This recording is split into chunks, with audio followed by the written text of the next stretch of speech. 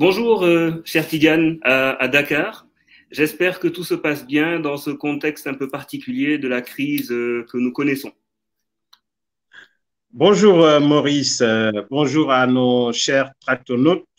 Pour parler comme Ousseynou Noir, que je remplace à cette émission que vous menez à bien depuis quelque temps et qui commence à faire écho. Je pense que la situation aujourd'hui est très délétère et cela voudra que nous y penchions pour en parler à nos éditeurs et tractonautes, comme on dit.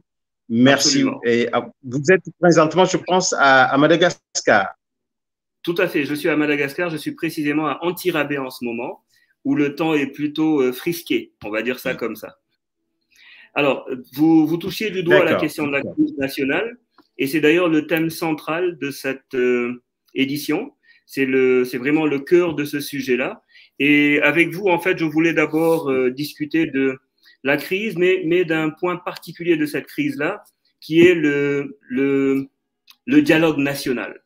Aujourd'hui, on a les termes de référence.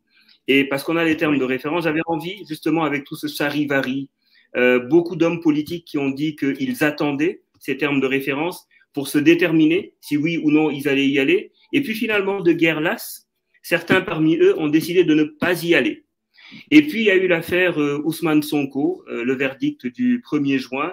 Et puis, Oui. aujourd'hui, avec un sens quand même de la maîtrise des horloges, le président de la République a sorti avec les comités qui sont constitués, puisque c'est quand même le président de l'ancien président de l'Assemblée nationale qui est le maître d'œuvre et le chef Moustapha d'orchestre de ce Niasse. dialogue national, Moustapha Niasse, exactement. Alors, les termes de référence sont sortis. Et donc, je me disais, j'avais envie d'expliquer à mes enfants, de parler à mes enfants, de finalement, c'est quoi le dialogue national. Alors, vous savez, les enfants, le président du Sénégal, Macky Sall, a décidé d'organiser une grande réunion appelée le dialogue national en juin 2023. Il a fait ça parce que notre pays et le monde traversent une période difficile. Vous avez probablement entendu parler de la guerre entre la Russie et l'Ukraine, de la pandémie de la Covid-19, et puis aussi le fait que le Sénégal va bientôt commencer à exploiter du pétrole et du gaz. Alors, en plus de tout cela, au début du mois de juin, des gens en colère ont fait beaucoup de dégâts, attaquant même des bâtiments très importants pour la vie de tous les Sénégalais, comme les centrales de distribution d'eau, le train express régional, et puis, de mon point de vue, c'est un peu plus grave, la bibliothèque de l'université qu'ils ont brûlée. Alors, le président pense que ces problèmes sont très sérieux et nécessitent une discussion approfondie. Le dialogue national, c'est cette grande rencontre-là où beaucoup de gens différents, des politiciens, des travailleurs, des agriculteurs, des chefs religieux, des leaders communautaires, vont discuter de tous ces problèmes. Et le président veut que tout le monde soit écouté, soit entendu, mais surtout que tout le monde puisse donner son avis. Le but de ce dialogue est donc de comprendre ce qui ne va pas aujourd'hui, de protéger, de promouvoir notre système démocratique et de trouver des solutions à ces problèmes, à la fois immédiatement et puis sur le long terme. Et puis, dit-il en tout cas, c'est ce que les termes de référence disent, le président souhaite que ce genre de réunion devienne habituel.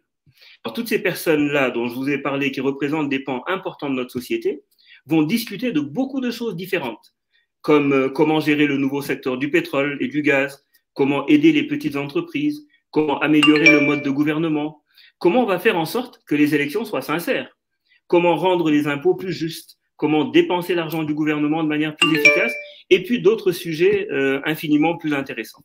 Et puis, ce qui est vraiment cool, c'est que ces sujets de discussion ne sont pas gravés dans le marbre. Ça veut dire donc, les enfants en français courant, que d'autres idées peuvent être proposées par tous les acteurs afin que tout le monde se sente inclus et entendu. Voilà, cher directeur de publication, ce que je voulais partager avec mes enfants. Et je vous laisse la parole pour que vous me disiez ce que vous pensez de tout ça. En fait, comment dirais-je, votre information est très claire. Donc, je pense que les enfants à qui s'adresse donc ce speech ont compris un peu à quoi retourne un peu, de quoi retourne donc ce dialogue national. Oui, effectivement, depuis 2 ans, le Sénégal est chanté comme pays de la Teranga, dépeignant donc nos concitoyens comme de gens affables, non violents, est en passe de devenir donc un espace de querelleurs. hein, c'est ce que je pense, pour ne pas dire une arène de lutteurs avec frappe et casse, avec une électricité de pyromanie et donc des éclats de tirs de balles à blanc ou quelquefois de balles réelles virevoltant dans des nuages d'un grand tintamarre de grenades lacrymogènes. Le bilan est très lourd, avec en mars 2021 14 décédés et encore, pour ne pas tout dire, en parlant des échauffourées de la semaine dernière, officiellement, il est fait état de 16 morts. Tout à fait. Et cela émeut plus d'un Sénégalais, pour ne pas dire plus d'un citoyen du monde. Mais alors, Absolument. été pour dialoguer quand il y a ce genre de situation, quand on vit dans ce genre de situation. Rappelons que les concertations pour ce dialogue national, comme tu l'as si bien dit, boycottées par une partie de l'opposition, s'étaient ouvertes au palais présidentiel le 31 mai dernier, à la veille de la condamnation d'Ousmane Sonko. La décision de justice, donc mettant au tapis le leader de PASTEF, avec une condamnation de 2 ans ferme, est suivie donc de troubles meurtriers, il faut le souligner, parce qu'il y a eu beaucoup de morts. Il y a eu des victimes blessées, il y a eu du sang qui a coulé. Et pourtant, ce dialogue national, sous la direction de Moustapha Niasse, comme vous l'avez rappelé tout à l'heure, au-delà de nombreux thèmes à discuter dans, je pense, ils ont dit 9 différentes commissions politiques, économie, je pense, cadre de vie, etc., était vraiment censé dénouer l'incontinence de l'éventuelle troisième candidature de Macky Sall et pousser donc le sort des opposants comme Ousmane Sonko, comme on vient de dire, qui est condamné, de Khalifa Sall, Karim Wade, qui risque encore de se voir écarté du sprint présidentiel de 2024 du fait de leur embrouille judiciaire. Parmi donc les 3 opposants cités, Ousmane Sonko est le seul dont le parti a dit niet, bon, je veux dire, parmi ces 3, dont le parti a dit niet à ces concertations, pendant que les 2 autres, à travers donc leur parti Taxawu Sénégal pour Khalifa Sall, le PDS pour Karim Wade, sont assis à la table de négociation pour ne pas dire arrangement.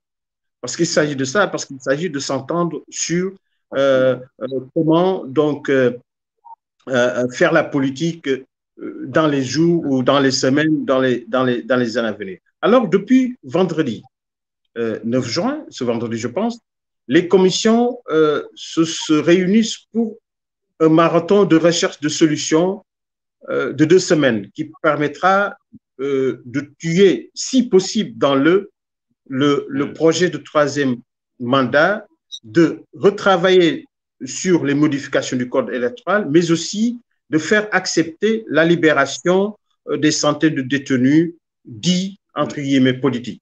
Je pense que ce dialogue, qui ne peut pas, ne fait pas beaucoup écho en ce moment, parce que, comme vous l'avez si bien expliqué, beaucoup ne comprennent pas à quoi ça retourne.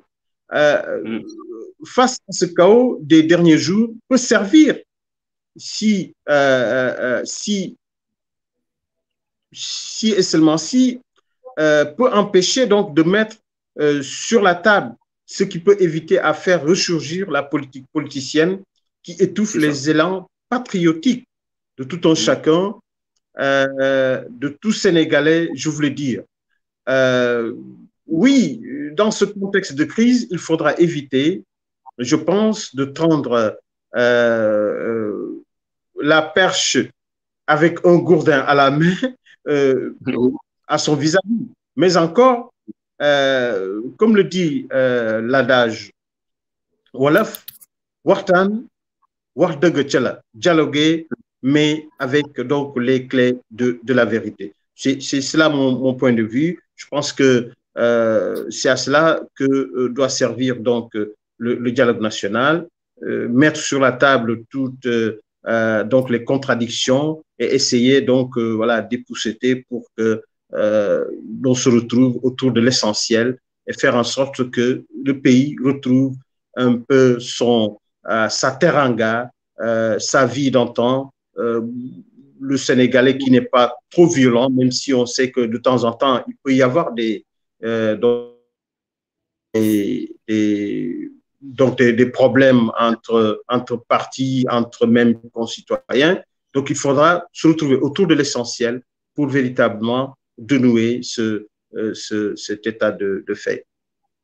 Absolument, absolument. En tout cas, c'est très pertinent. Vos observations sont très pertinentes.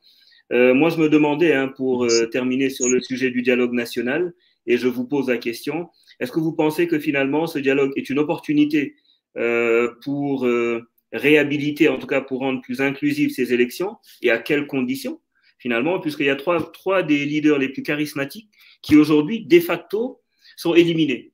Le quatrième, oui, qui n'a pas encore dit s'il participerait ou pas, le président de la République sortant, dont on ne sait pas s'il est candidat à sa propre réélection, mais dont les uns disent qu'il n'a pas le droit, et lui-même dit que la question est réglée, qu'il en a le droit. Est-ce que vous pensez que c'est une opportunité pour permettre finalement à tout le monde, incluant le président de la République, de participer à cette élection? Je n'ai pas compris la question. Est-ce que vous pensez que finalement ce dialogue est une occasion de rendre ces élections inclusives et de permettre à tous les candidats qui aujourd'hui tombent sous le coup de la loi, incluant le président de la République, Ousmane Sonko est condamné à 2 ans, donc inéligible, Khalifa Sall est inéligible, et d'ailleurs les élections de 2019 l'ont déjà démontré à suffisance, puisque le Conseil constitutionnel les a empêchés d'y aller, Karim Wade y tout. Est-ce que vous pensez que finalement le président de la République, en négociant ainsi, ne s'offre pas finalement la plus belle manière de se ramener dans le jeu?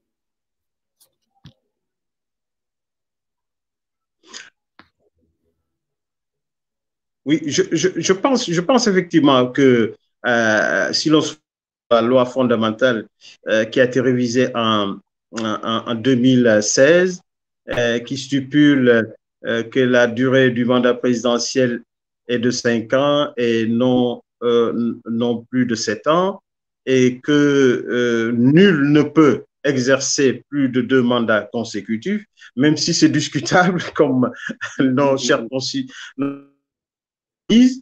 Le président de la République a dit à plusieurs reprises, donc par le passé, qu'il ne ferait pas de 2 mandats. Mais depuis des mois, il entretient donc le flou du point de vue donc juridique. Le débat est tranché. De se présenter, a-t-il dit. Donc, restent les conditions politiques. Aujourd'hui, c'est ce qui nous amène donc à cet état de fait. Donc, ils sont 4 donc, à ne pas très bien se dire qu'ils peuvent réellement se présenter. Donc, ils sont tous je pense, sur un même pied d'égalité. Et donc, dans ce climat, je pense que ce dialogue peut permettre donc à décrisper le climat, parce qu'ils sont 4 à ne pas vraiment être sûrs de participer à ces élections-là. Et donc, ce dialogue lancé le mardi, comme je l'ai dit tantôt, boycotté par l'opposition, peut permettre donc à un peu décrisper l'atmosphère, peut permettre à décloisonner un peu donc cette constitution-là. Si Macky Sall donc accepte, je ne sais pas, de ne pas se présenter, je pense que peut-être c'est la meilleure solution des choses. Mais est-ce que Macky Sall qui dit qu'il ne va pas se présenter, est-ce que ça permettra à Sonko de se présenter? Est-ce que ça permettra aussi à comment dirais-je, Khalifa Sall? Et ça, c'est la justice qui peut le dire. Donc, ce qui veut dire quoi? Ce qui veut dire qu'on revient encore à ce nœud gorgien qu'est la justice qui seule peut dire qui peut ou pas se présenter. Donc, le dialogue national, je pense, peut permettre un peu à lever ces équivoques-là et attendons de voir ce qui va se passer. D'accord, très bien. En tout cas, c'est une très bonne chose que vous le rappeliez. Et puis, dans ce contexte un peu particulier, les intellectuels s'invitent dans la danse. Il y a la tribune. Bon, on avait déjà la société civile qui n'arrête pas de se prononcer sur le sujet et qui est mobilisée depuis le début de l'année avec Alioune de la RADO et Seydi Gassama je pense que c'est Seydi Gassama de Amnesty International, qui sont tous mobilisés sur la question, en tout cas, de la crise potentielle politique que vit le Sénégal. Et ces derniers jours, donc, on a vu trois intellectuels de renom, des romanciers pour le coup, tous, même si, alors je parle de Mohamed Mbougar Sarr, Felwine Sarr et Boubacar Boris Diop, par ordre de croissant en termes d'âge, puisque Mohamed Mbougar est le plus jeune. Et donc, ces intellectuels ont pondu un communiqué, une lettre ouverte en fait, dans laquelle, mais sans embâche, ils mettent en cause le président de la République, en considérant que sa volonté alléguée de briguer un troisième mandat serait à l'origine de cette instabilité et de cette crise. Ils vont même plus loin. Ils ne regrettent pas, et pour des intellectuels, j'ai trouvé quand même la démarche un peu étonnante, que l'université ait été saccagée, qu'elle ait fait l'objet de saccage avec d'autres choses aussi importantes, mais qu'en tant qu'universitaire, puisqu'il faut le rappeler, Felwine enseigne aux États-Unis, Boubacar Boris Diop enseigne au Nigeria, et Mohamed Mbougar Sarr est romancier à temps plein en France. En tout cas, c'est la seule profession qu'on lui connaît. Que deux universitaires de premier plan, c'est ce qu'ils sont. Je rappelle que Felwine Sarr est professeur agrégé de sciences économiques et évidemment c'est un touche-à-tout de génie, un homme pour lequel le talent artistique n'a d'égal que la science économique.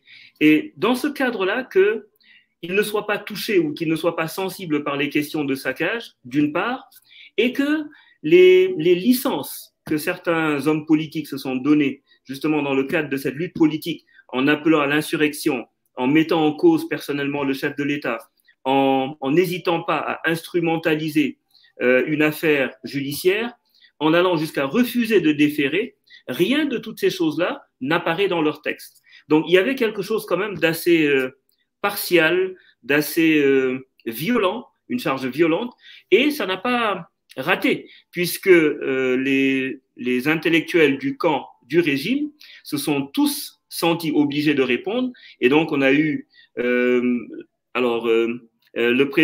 directeur de cabinet du président de la République, Dr Yorodia, qui a sorti un communiqué. On a eu les politiciens de premier plan, Doudouka notamment, qui a fait un papier. Le président du groupe parlementaire à l'Assemblée, El Chernoyoum, a fait aussi un communiqué dans lequel il trempe son encre au vitriol et ne fait pas dans la dentelle, il tape dans le dur.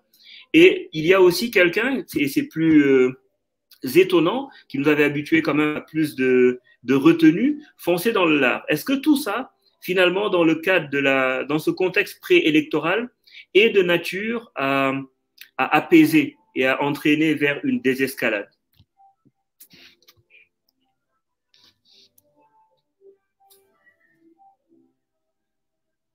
Est-ce que tout ça nous mène, cher Tigane, vers une désescalade? Est-ce que le fait que les intellectuels finalement s'écharpent à la fois sur le terrain, mais aussi par l'être public interposé, est-ce que tout ça va dans le bon sens? Merci Maurice. Je pense que ces écrivains-là, dans une crise comme celle-là, l'écrivain prend position. Je pense qu'ils ont pris position, et c'est clair. Parce que je pense qu'ils ont des choses à reprocher à Macky Sall. Voilà pourquoi je pense qu'ils ont un peu omis de parler, même s'ils le devaient. Je pense qu'ils le devaient, je vais souligner, tout ce qui s'est passé à l'université, tout ce qui se passe un peu comme désordre au niveau. Je pense qu'il devrait en parler. Mais déjà, je pense on peut revenir en arrière.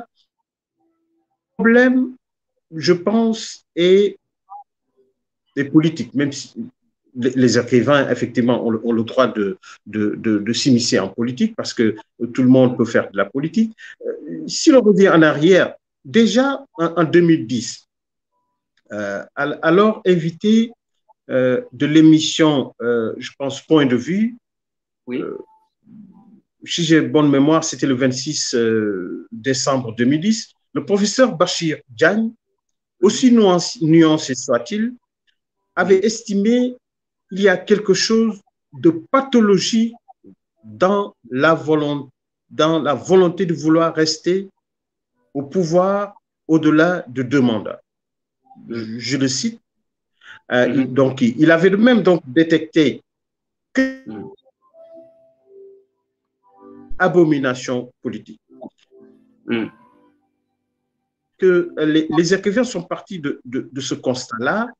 Donc, pour dire avec Souleymane Bachir Diagne que nos nations africaines doivent se conformer au rythme naturel des démocraties partout dans le monde, où les mandats sont limités à 2, donc 5, ça fait 10 au plus pour le pouvoir.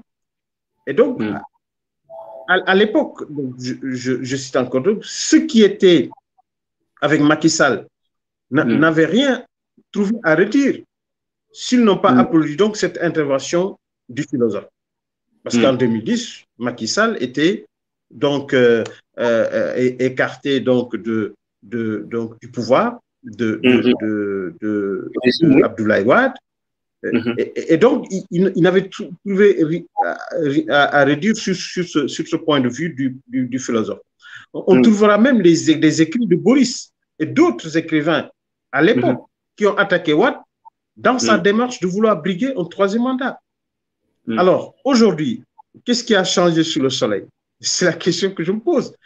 Les écrivains ont toujours donc intervenu de cette façon-là, même si bon, on trouvera toujours que ils ont un peu laissé de côté donc ce climat délétère qui renvoie le Sénégal donc 100 ans en arrière.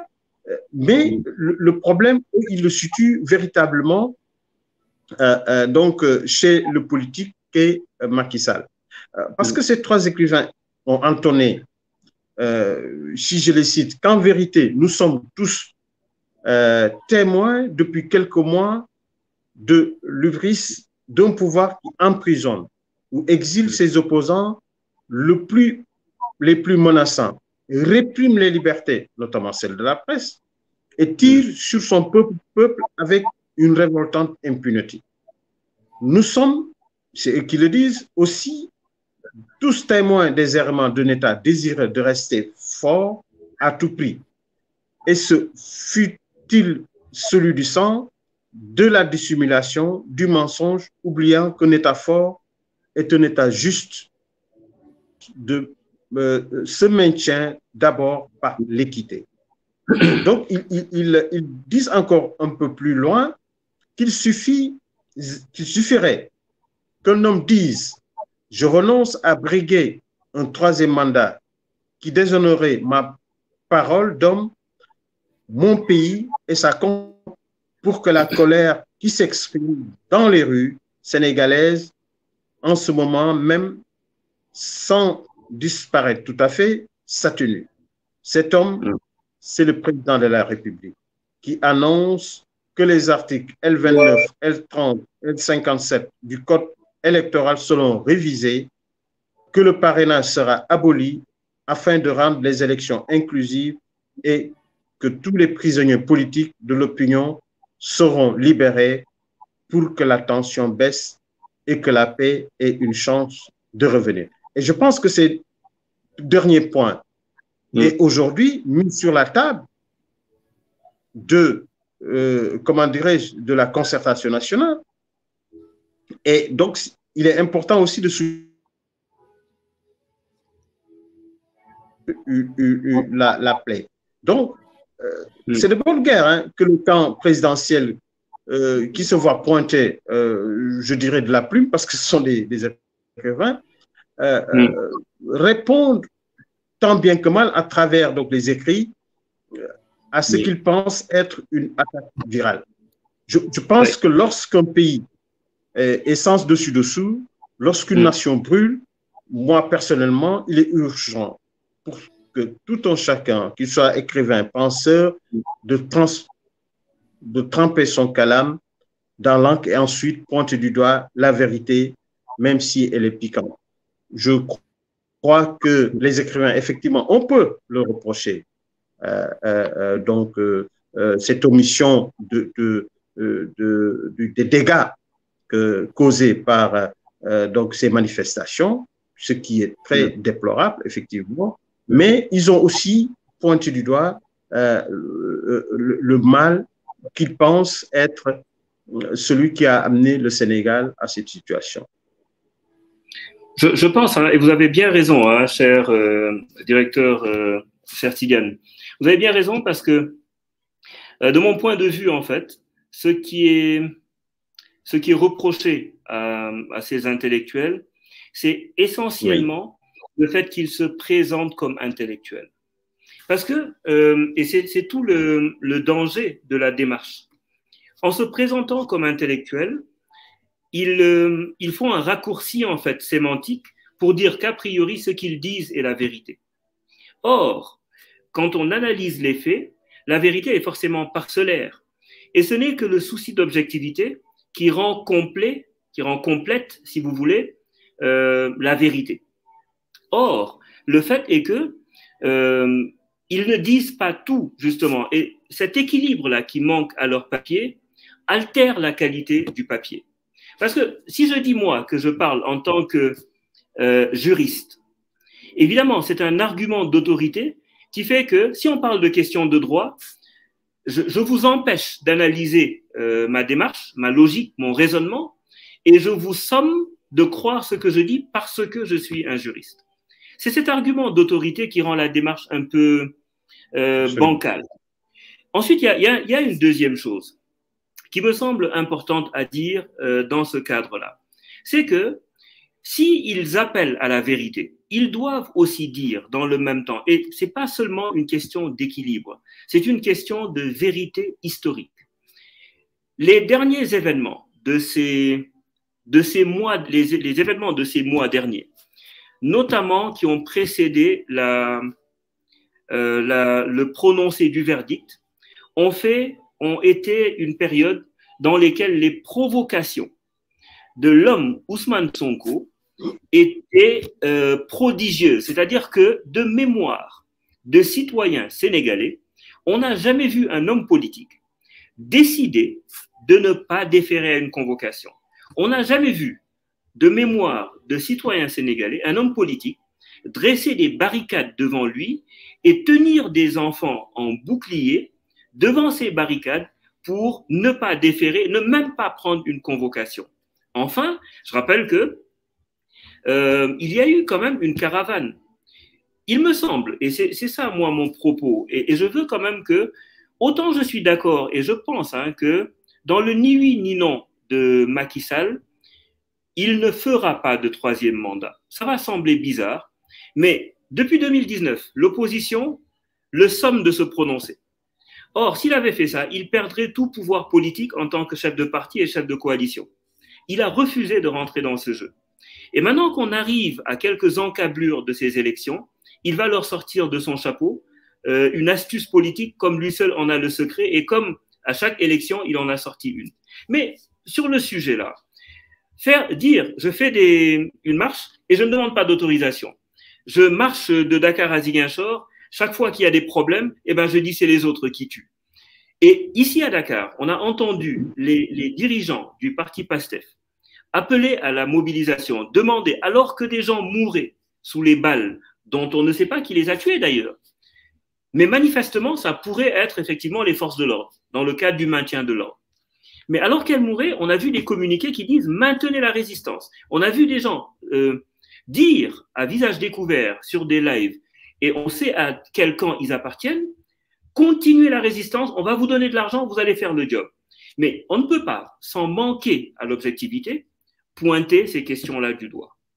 Mais, et pour terminer sur ce sujet, parce que je veux, justement, pour moi, c'est la transition toute trouvée, avec la question de la vérité. La vérité en période de crise, mais c'est la première victime, cher Tidiane. Et c'est ça, moi, mon problème. Absolument. Je ne sais pas ce que vous voulez réagir dessus avant qu'on embraye sur ce sujet-là. Oui, en fait, je partage quelques points de votre intervention. Effectivement, appeler à la résistance dans un pays comme le nôtre, un pays démocratique, un pays où, entre guillemets, il fait bon vivre, je pense que cela, beaucoup ne peuvent l'accepter. Et aujourd'hui, on l'a constaté,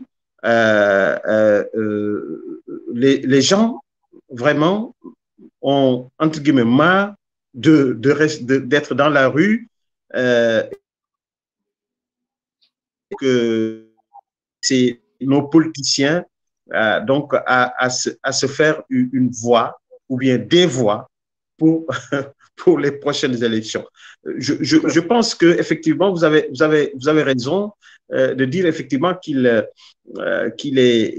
impardonnable à nos chers écrivains de ne pas un tantinet donc toucher à ce point donc qui devrait développer dans le papier. Je suis tout à fait d'accord. Il fallait en parler pour ne pas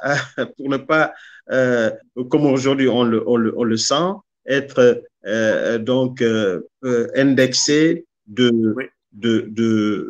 ne dirais pas de putschistes de la pluie, mais effectivement, il fallait qu'ils en parlent hein, pour l'équilibre de l'information qui, aujourd'hui, comme on l'a dit, la première victime donc de la crise en cours.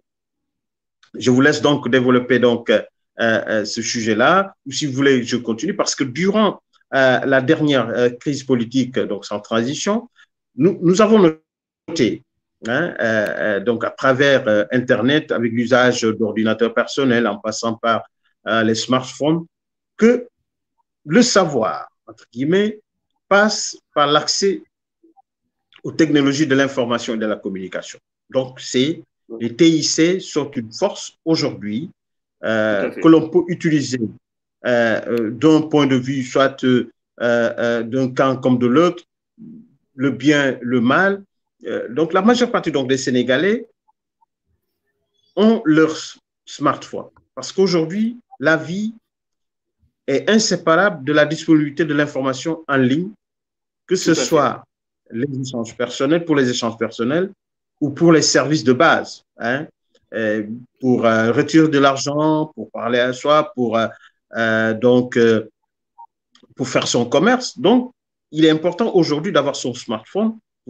Mais le problème se pose surtout dans leur exploitation et leur maîtrise, parce que c'est important.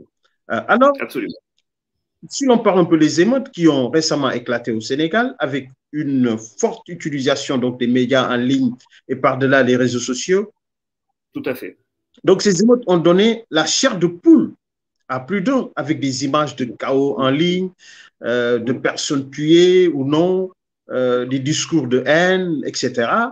Donc, on voyait même des personnes qui commentaient en direct, qui ne sont pas journalistes, mais qui commentaient en direct des événements dont ils ne détiennent aucune once de vérité ou de véracité.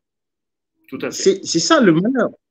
Combien de fois avons-nous entendu, par exemple, un groupe de personnes scandant telle personne a été tuée, balle réelle, il a été tué par balle réelle, alors que fondamentalement, ils ne savent pas si c'est une balle ou pas, parce que quand une personne est dans une mare de sang, on ne peut pas déterminer directement soit il est mort ou soit il est tué. Donc, on a vu ces vidéos un peu virales montrant donc des personnes gisant par terre quand les manifestants ne tentent pas de les évacuer.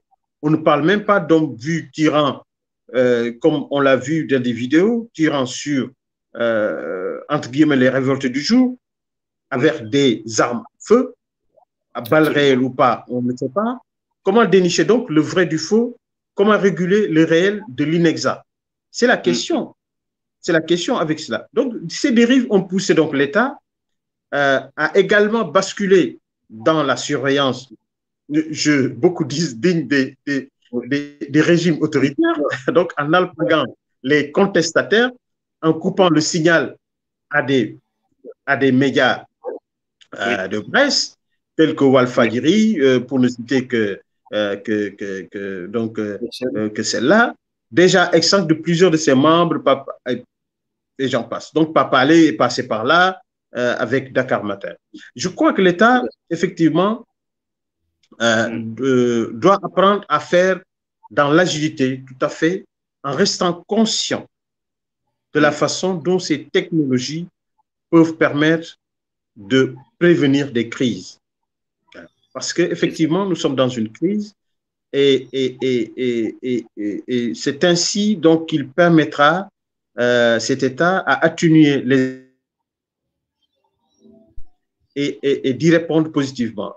Et je pense qu'il faut commencer par une éducation de masse, hein, qui doit être envisagée dans les prochains jours ou mois ou semaines ou années, parce que c'est de là qu'il s'agit. Les gens utilisent donc le smartphone sans savoir que quelquefois ils détiennent une bombe qui peut faire mal même autour d'eux-mêmes.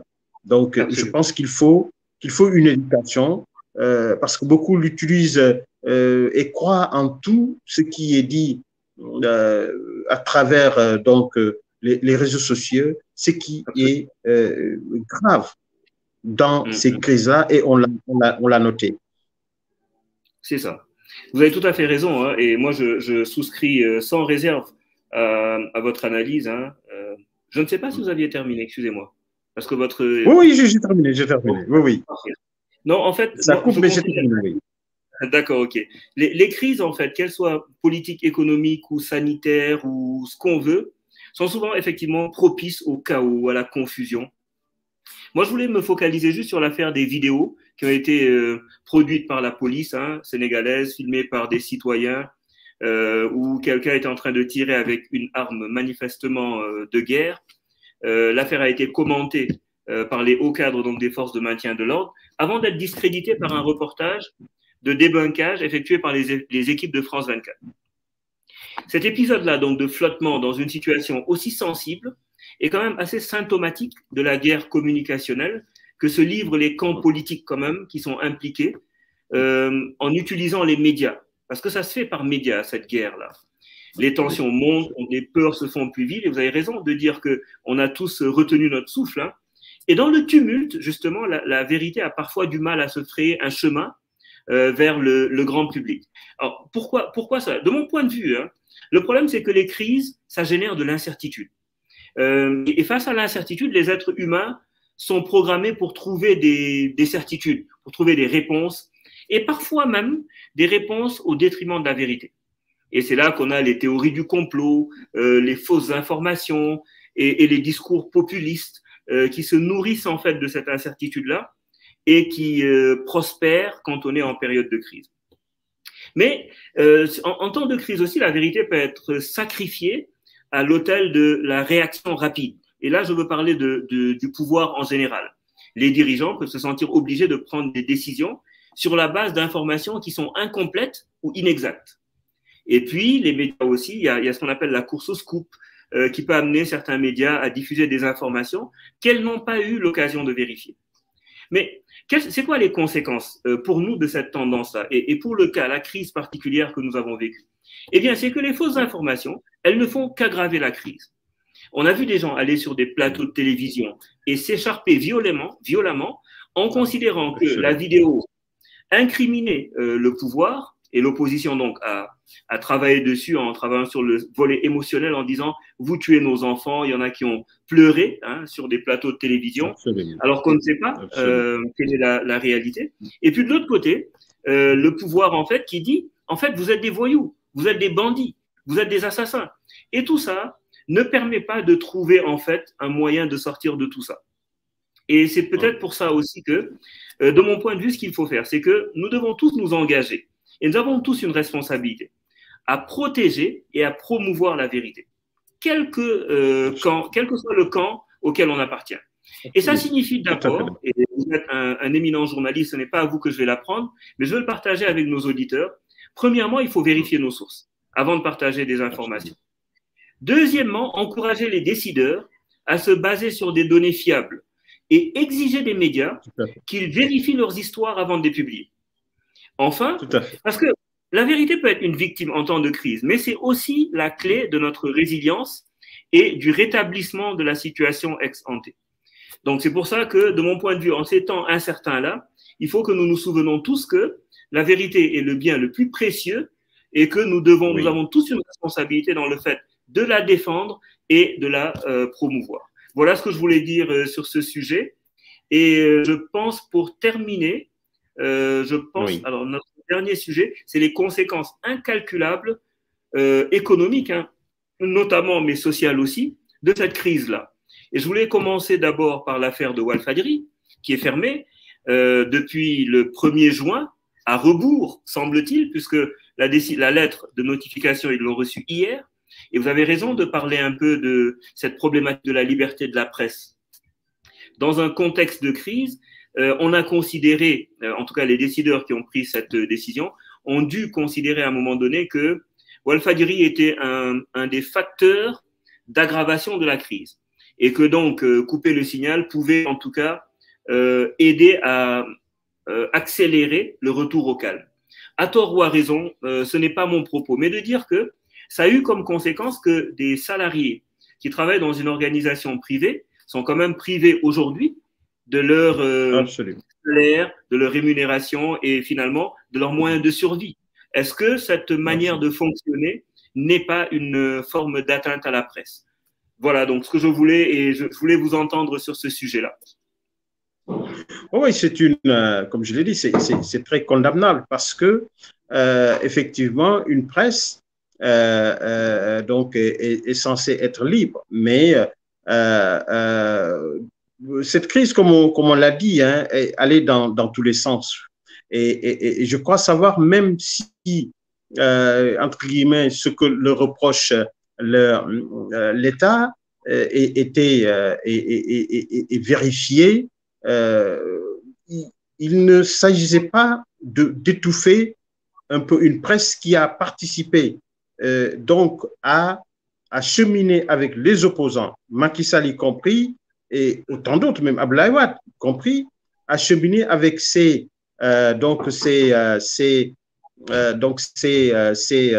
comment dirais-je, ces opposants-là, à cheminer avec ces opposants-là qui aujourd'hui sont au pouvoir.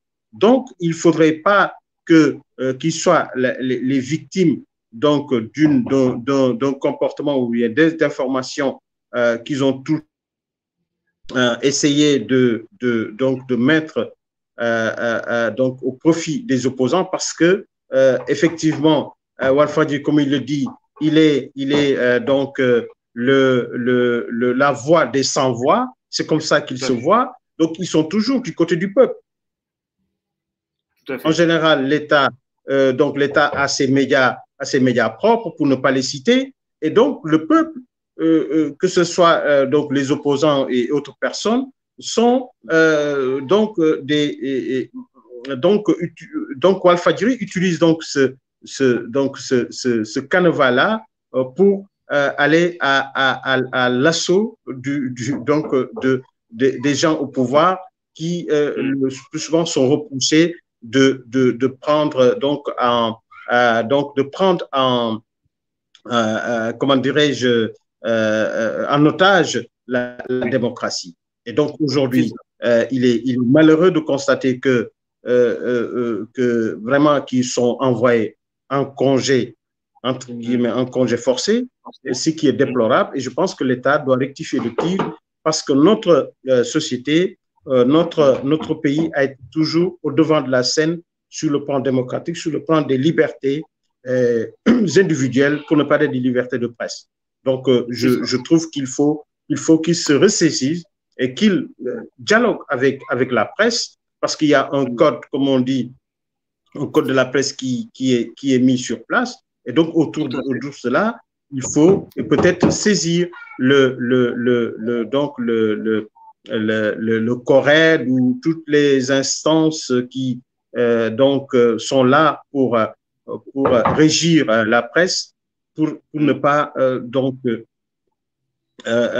avoir cette image d'un Sénégal qui véritablement piétine les droits individuels.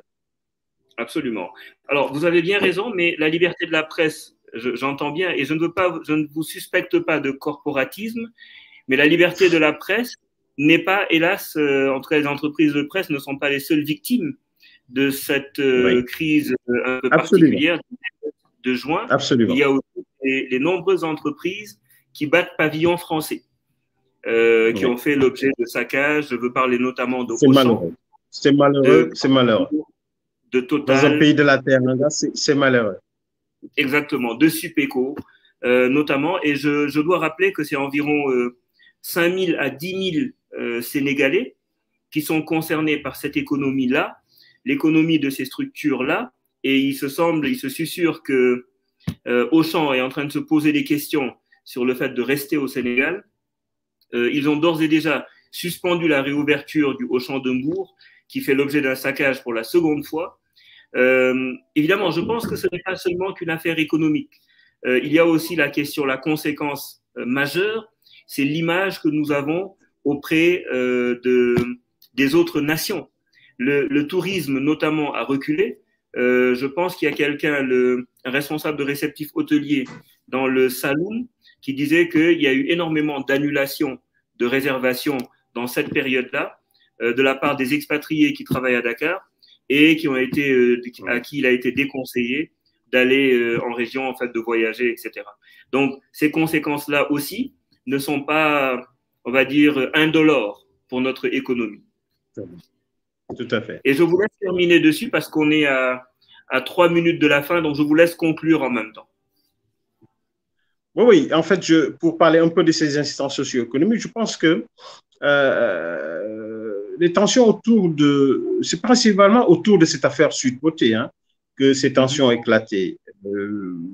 Récemment, entre le premier et le 2, avec la condamnation de l'opposant Ousmane Sonko à 2 ans de prison ferme.